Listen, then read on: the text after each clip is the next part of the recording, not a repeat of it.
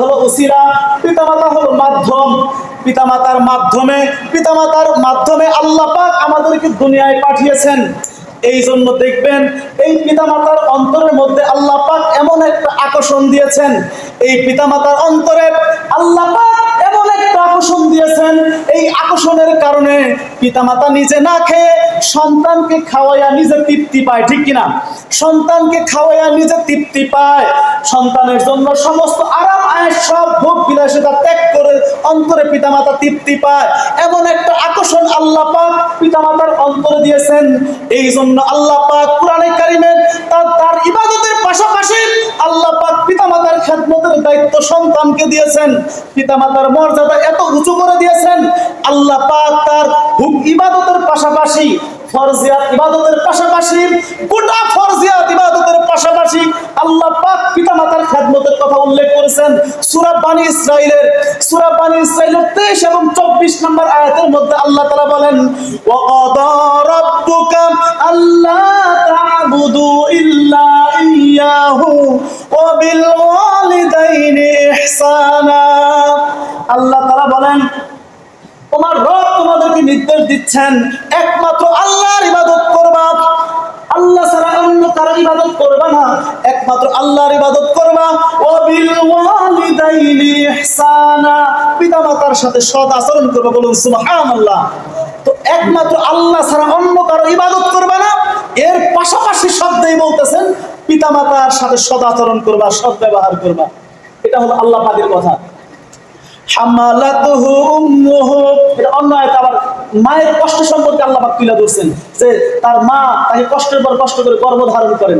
আর এই আয়াতের মধ্যে আল্লাহ তাআলা বলতেছেন, ওয়া ক্বাদা রাব্বুকা আল্লা তা'বুদু ইল্লা ইয়্যাহু ওয়া বিল ওয়ালিদাইনি ইহসানা ইম্মা ইয়াবলুগান্না ইনদাকাল কিবারা আহাদুহুমা আও কিলাহুমা ফালা তাকুল লাহুমা উফফিন ওয়া লা তানহারহুমা ওয়া কুল লাহুমা কাওলান কারীমা ওয়াখফিদ লাহুমা জানাহাদ যুল্লি মিনার রাহমাতি ওয়া কুর রাব্বিরহামহুমা কামা রাব্বায়ানি সগীরা।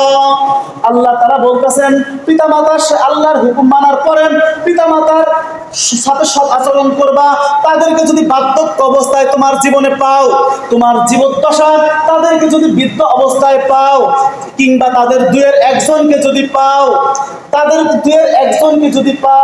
তাদের বিধানগুলো কি দিচ্ছেন আল্লাহ বলতেছেন, তাদেরকে উফ পর্যন্ত বলবা না, উফফি ওয়ালা তানহারহুমা, তাদেরকে ধমক দিতে পারবা না। প্রথম বলতেছেন ফালা তাকুল্লাহুমা উফফিউ, তাদেরকে উফ পর্যন্ত বলা যাবে না।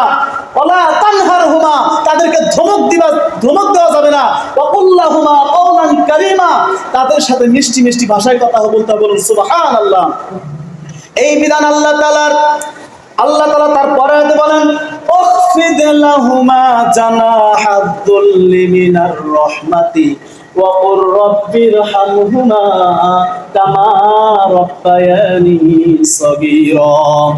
আল্লাহ তাআলা বলেন, তাদের সামনে তোমার পাখাকে অবনত করে দাও, তাদের সামনে তোমার মাথাকে নিচু করে কথা বলো, তাদের সামনে সিনাটা টান করে দাঁড়ায়ও না, নিজেকে হেয় প্রতিপন্ন মনে করো, নিজেকে আত্মসমর্পণ করে দাও।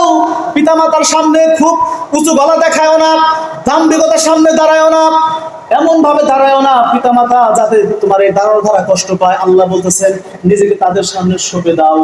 আল্লাহর কথা, তোমার মাথাটাকে অবনত রাখো তার দিকে। তার মানে তাকে সেজদা দেওয়া না, অবনত না খাই মানে হলো তার উপর দিয়ে কোনো বাড়াবাড়ি কথা বলো না, ব্যাখ্যা বুঝতে হবে। তো তার দিয়ে একেবারে নিজেকে হেও, নিজেকে ছোট করে দাও, নিজেকে ছোট করে তার সামনে পেশ করো, তার সামনে নিজেকে ছোট করে পেশ করো। এরপর আল্লাহ বলতেছেন তার জন্য দোয়া করো, কি দোয়া করো? ওয়াকুর রাব্বিরহামহুমা কামা রাব্বায়ানি সগীরা, তার জন্য দোয়া করো। আয় আল্লাহ, তাদের উপরে তুমি রহম করো, তাদের উপরে করুণা দান করো। তারা যেইভাবে শৈশবকালে আমাকে যেইভাবে আমাকে লালন পালন করেছে, তাদের উপরে তুমি রহম করো, তাদের উপরে তুমি দয়া করো, ইহসান করো, অর্থাৎ গোটা দুনিয়া আখিরাতের কল্যাণ তুমি তাদেরকে দান করো। বলুন সুবহানাল্লাহ। এই দোয়া কে শিখাইয়া দিয়েছেন? আল্লাহ শিখাইয়া দিয়েছেন। এই দোয়া দুনিয়ার কোনো মানুষের শিখানো দোয়া না, এটা আল্লাহ পাকের শিখানো দোয়া। আল্লাহ নিজেই বলতেছেন তোমার পিতামাতার জন্য এইভাবে দোয়া করো, রব্বির হামহুমা কামা রাব্বায়ানি সগীরা। এটা আল্লাহ পাকের বাণী। এই আয়াতের মধ্যে আল্লাহ পাক বান্দাকে যে ইশারা দিয়েছেন সর্বপ্রথম হলো একমাত্র আল্লাহর ইবাদত ছাড়া অন্য কারো ইবাদত করা যাবে না। وقضى ربك ألا تعبدوا إلا إياه وبالوالدين إحسانا। এরপরে বলতেছেন পিতামাতার খেদমত করতে হবে।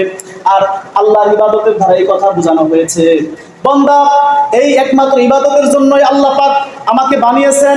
অন্য আয়াতের মধ্যে আল্লাহ পাক স্পষ্ট করে বলেছেন ওমা খলাকাতুল জিন্না ওয়াল ইনসা ইল্লা লিয়াবুদুন, আমি মানুষকে শুধুমাত্র আমার দাসত্ব করার জন্যই পাঠাইছি দুনিয়াতে।